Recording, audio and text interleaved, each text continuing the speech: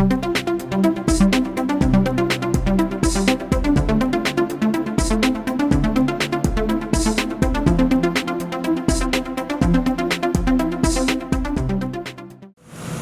and I've been trying to figure out what wealth is. And what comes to mind is wealth is freedom. Wealth gives you options. And it has nothing to do with money. Nothing to do with money. Because wealth allows you to stop doing what you don't want to do and start doing what you want to do. And there are a few ways that you can get to wealth. One is you have to stop spending more money than you earn, right? Okay.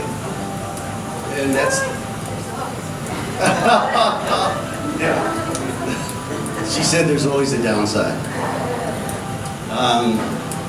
You've got to invest the money that you don't spend. And then that money, as it goes into these accounts, will then eventually replace your paycheck. So we've got that. You got to spend less than what you earn and invest the difference. And investing is important.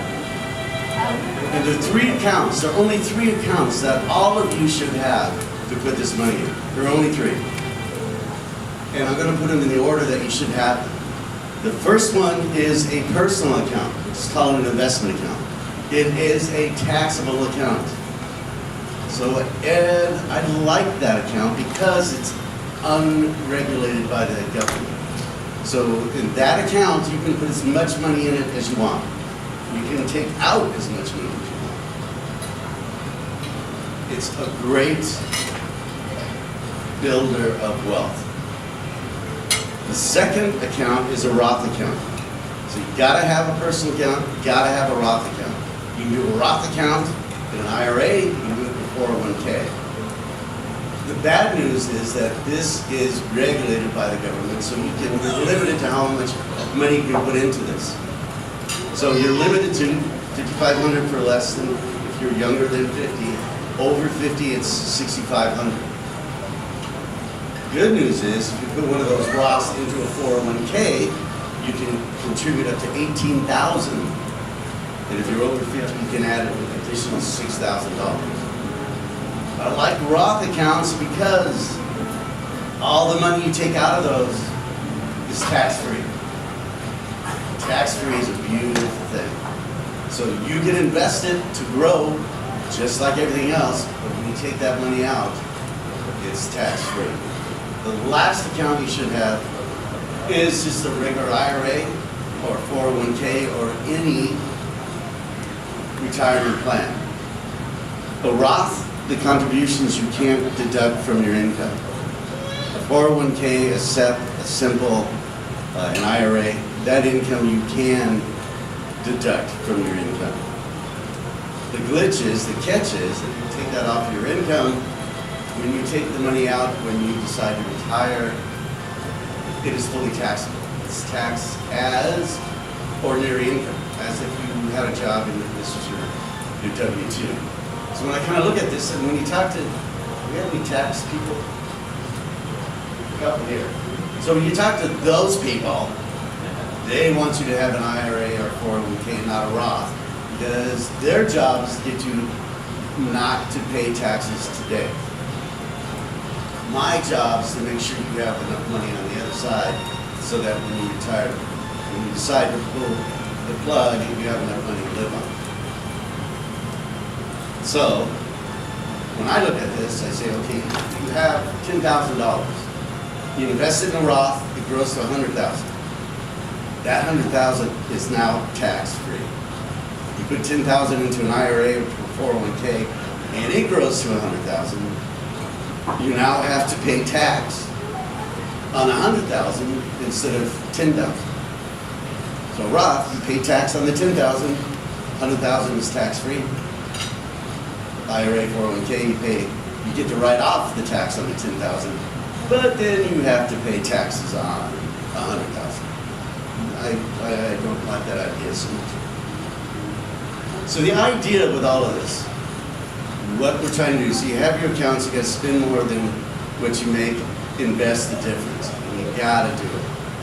So the idea is, when you can start living on 3 to 4% of your assets, you are now free. So all you have to do is run the numbers and see how much money you have. So in this accumulation process, try and live on half your income. So if you're making $30,000, try and live on 15. If you're making $50,000, try and live on 25. If you're married, live on one of your incomes. Take the other and invest it. Invest it into the personal account. Then, it doesn't matter how old you are. So investing this thing that I'm trying to do, this wealth accumulation, has nothing to do with retirement at all. Because as soon as you can build an income stream to live on, you could be 30 years old, you could be 35, it doesn't matter, you could be 40, you could be 50. It just doesn't matter. But the idea is, if you have $500,000 and you can live on $20,000 a year, that's a 4% return on your assets. It's doable. If you can do that, that's when you start adjusting things. But if you want $40,000 to live on at 4%, that's $1 million. You've got to put aside $1 million. And that's the limitations from a retirement plan, because it's just not that. If you want to make up the difference to get to that million, you need the personal account where there are no restrictions on how much money you can put in or pull out. If you start pushing the envelope and start taking out 6, 7, 8, then you have to, 7 and 8, you're going to run out of money. You're just going to run out of money. The good news is, probably won't be for 30 years. If you're at 6, 5, 4, you'll be okay, but this is the kicker. If you turn on your personal account, your Roth or your 401k to start taking income, you have to have at least 75% of your assets invested in the stock market.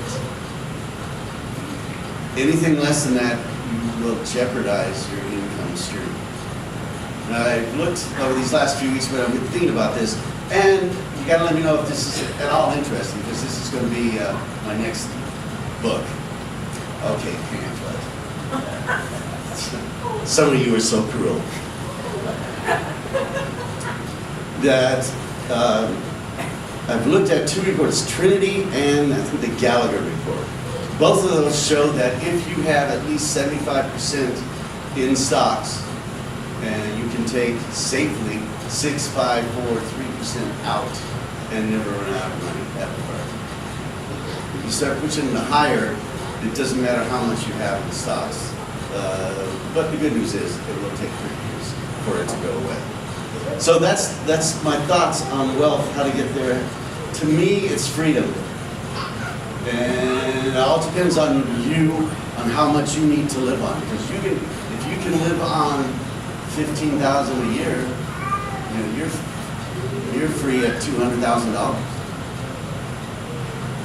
And I do have some people doing that, actually. Of course, they moved to Panama, but they're living on about $20,000 a year. Not bad.